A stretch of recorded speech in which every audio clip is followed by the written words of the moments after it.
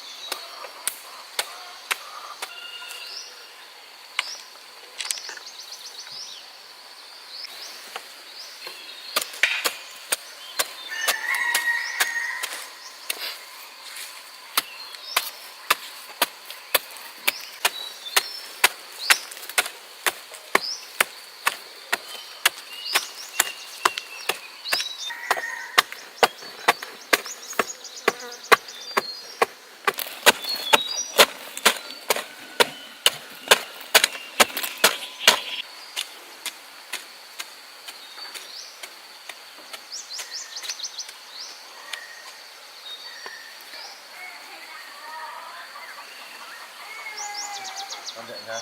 Dậy không khóc hả? Vào ra. Đánh đấm luôn đi. Em dậy rồi con ơi. Em dậy rồi mẹ ơi. Đâu? Đây. Em dậy nha. Em chưa kịp mẹ kia mẹ kia. Mẹ kia rồi. Dậy kìa. Dạ. Sao mẹ ra nào? Ôi, ôi trời ơi. Đâu mình ngồi đây nào. Đây đây sẽ tóc cho Hân nào. Hân tóc bù chù kìa. Này. Đâu. Nào chị Hân ngồi đây. Đây mẹ buộc tóc cái nào.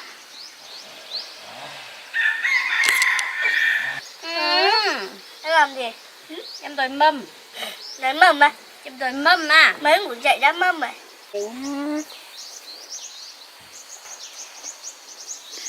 Buộc lên cho nó mát con ạ. Buộc lên cho nó mát.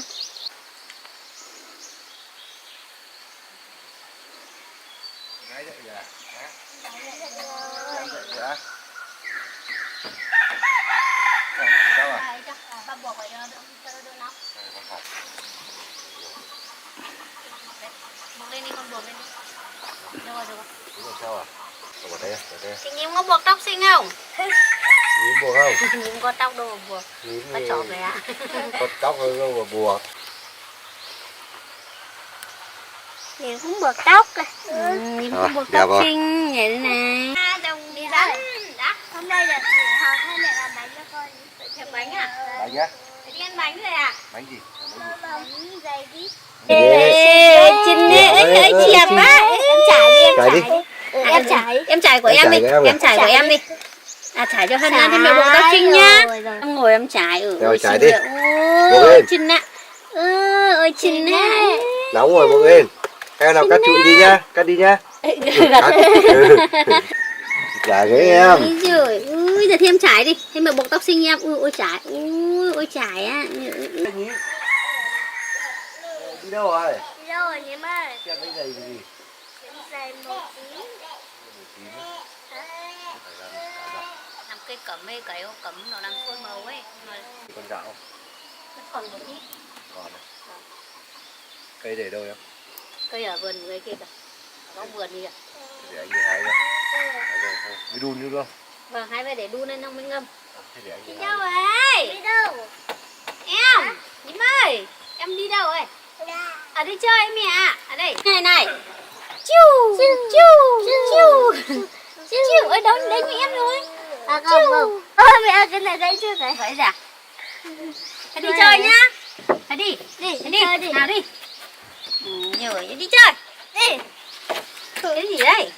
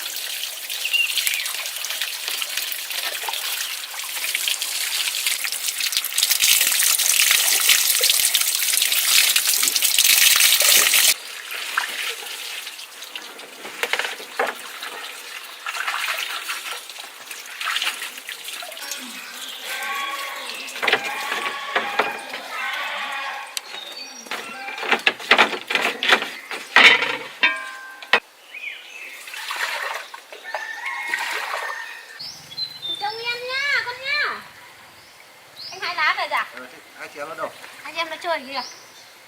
Thế để em nhóm bếp ra để đun.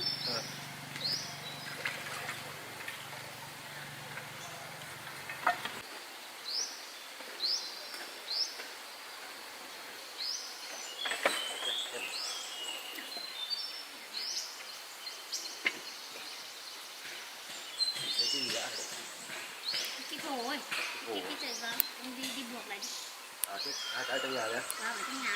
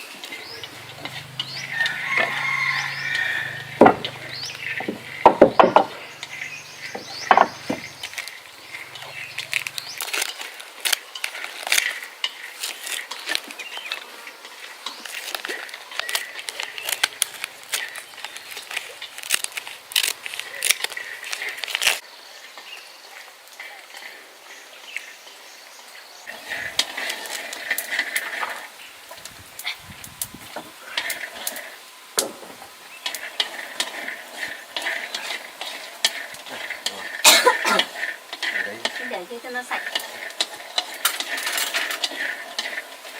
Rồi cái nước này nó sôi sao ấy. Anh rang nốt cho em thì để em đi vo gạo đánh không? Được rồi. Gạo cũng gần được rồi.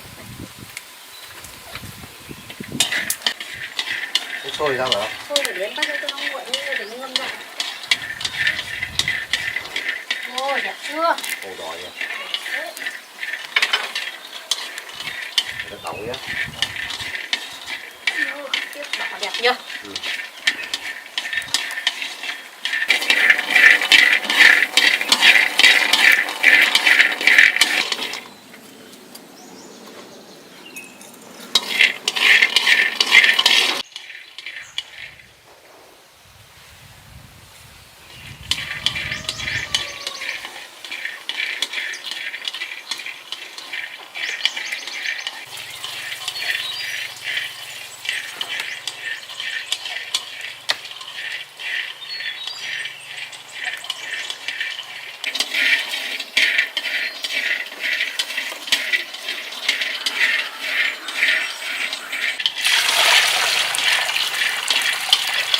Màu đẹp lắm anh ạ. Đẹp không? Đẹp lắm. Này con gái thích lắm đấy.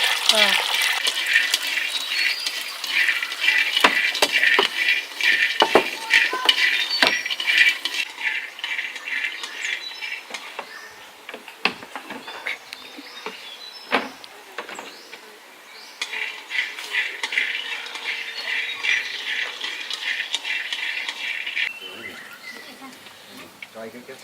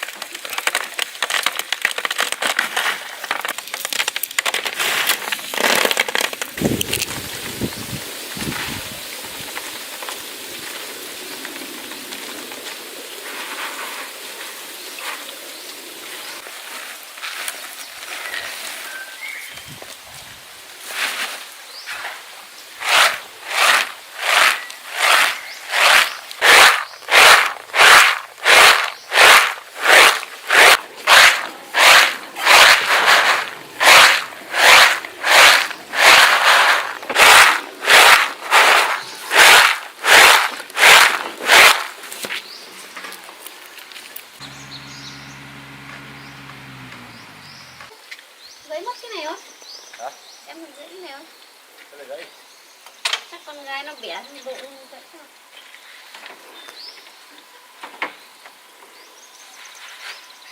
Đẹp nhờ? Màu đẹp thế nhỉ? Lên màu tím này. Cái lúc giã ra mới có ngon đẹp không? Không biết được, để đổ lên mới biết được.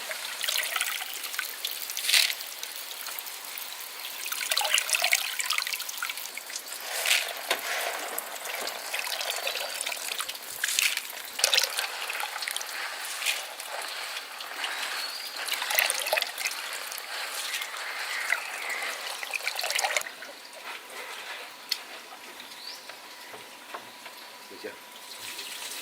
Đẹp thế nhỉ? Đẹp. Tôi giã rồi.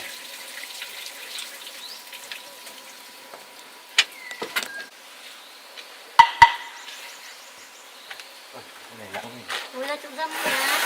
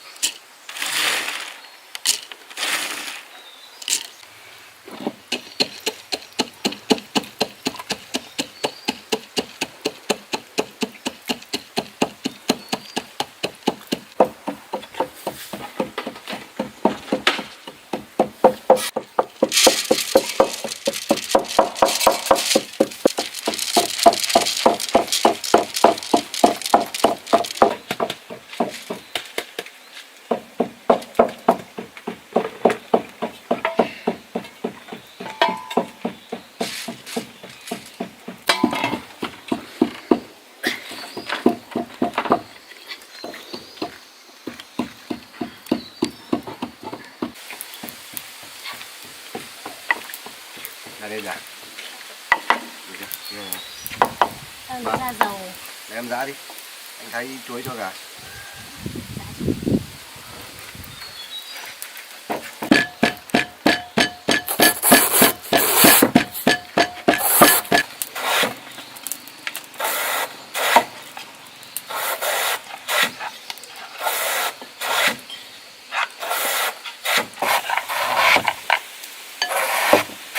Lạc này thơm nhỉ anh nhỉ? Thơm nhỉ? Ừ.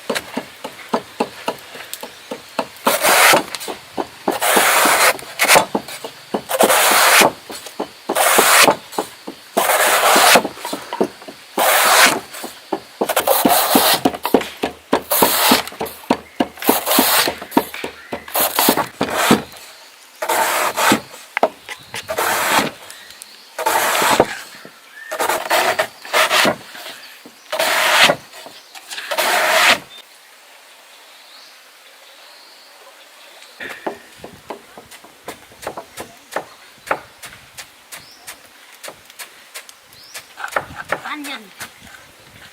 Nhiều đấy. Để có thừa đấy. Em vào xem xôi như nào. Bố phơi kìa, chắc là được đấy. Xôi đấy nhỉ?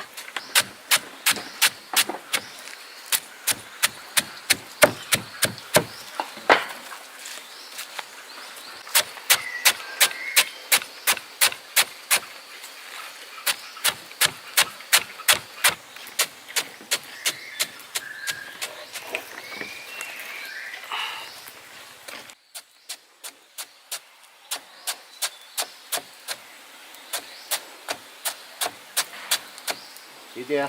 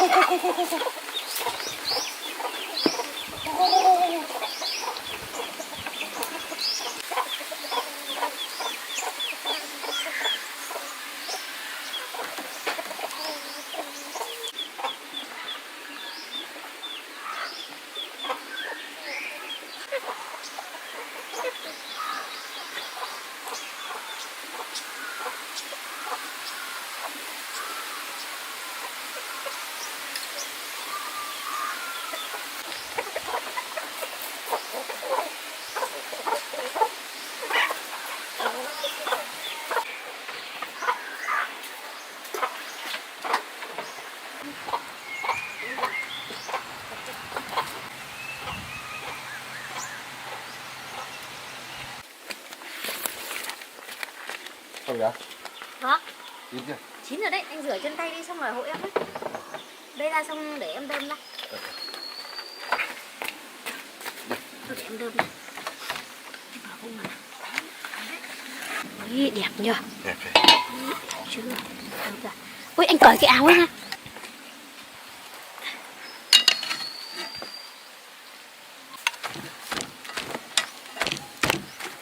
Anh nhận nhẹ nhẹ đó. Ừ. Màu đẹp nhỉ? Đẹp chứ.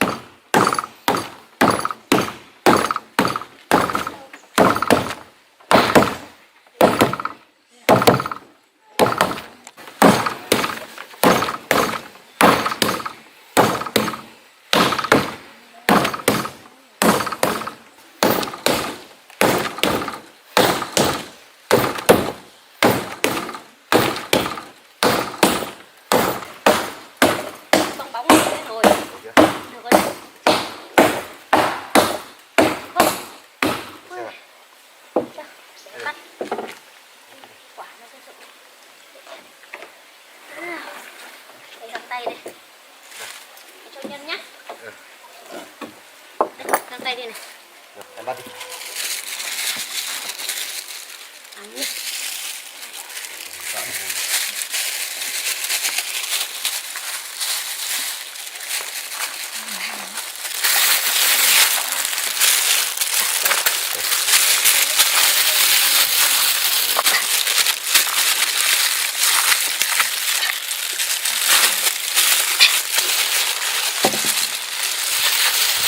Nóng lắm anh ạ. Nóng. Nóng. Nó bỏng.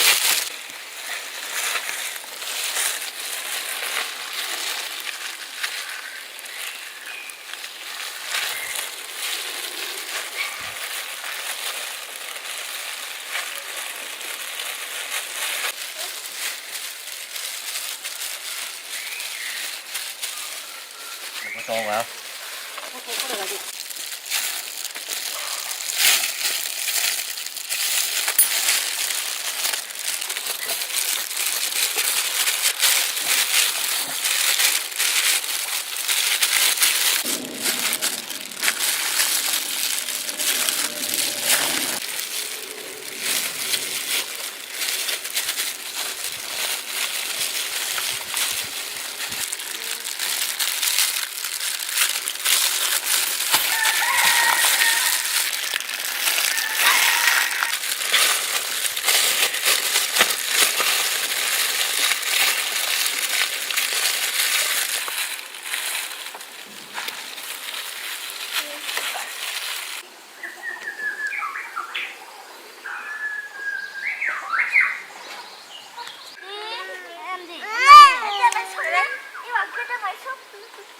Làm sao? Hả? Làm sao?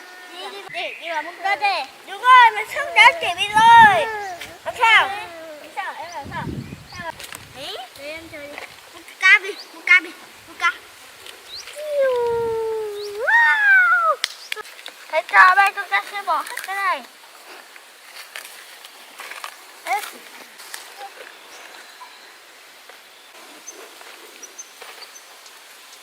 Em xem ở trong phim á, có một chiếc xe không trên là nó chở cho mấy trước, nó không trên nó bờ chiều. Dạ, nhớ đến mẹ pha này ăn được này. Yeah, yeah. Kêu kêu. Chúng ta sẽ tới chắc thôi. Ở trong mẹ chơi đi, Thắng ơi đi vào trong này chơi. Ok đi. Đi. Chị em chơi ngoài kia sao ấy? Con nó vào ăn. Nó mới chơi ở ngoài kia kìa. Ra đó đi. Bảo mấy kéo nó vào ăn đi.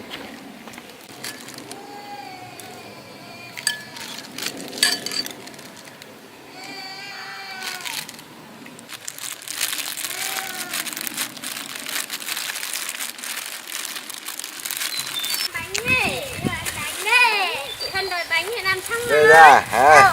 Trời ơi, con rửa tay đi. Xong rồi. Rửa tay đi để ăn bánh. Rửa tay nhá. Nào, đi ra đây ăn bánh nào. Bánh đây. Đây, bánh. Bánh đẹp. Bánh này. Bánh này. Em bánh đấy. Bé đòi Đây. nghịch nước kìa. Không được, đây còn Cái đây. bánh đâu? Con gái ăn cái đấy à? Đòi nghịch nước à? Đây, của em đây. Cái đứa này. Ba cho kìa, ba cho kìa. Xinh này. À đây không thì thôi. Không à? Ngon nhỉ. Đòi nghịch nước kìa. Ngon không? Ngon. Ngon. Nó không ăn ngon. Ngon đâu. Ngon đấy. Ui ôi. Ôi Ngon không? ngon. Ngon nhỉ. Ngon. Từ từ. Giá được nhỏ ngon. Có thêm một nửa bánh. Cứ đòi nghịch nước mà không ăn bánh. Thế á? Đây. Ba còn miếng này. Nào. Nè. Em còn 2 miếng. Ăn đi, ăn no đi. Ngon thật. Ăn nóng rồi ngon. Con cầm con đỡ tay kia vào đấy. Đấy, về nhá. Chào con nhá. Bye bye Thắng nhá. Bye bye anh đi, con bye anh đi. Bye.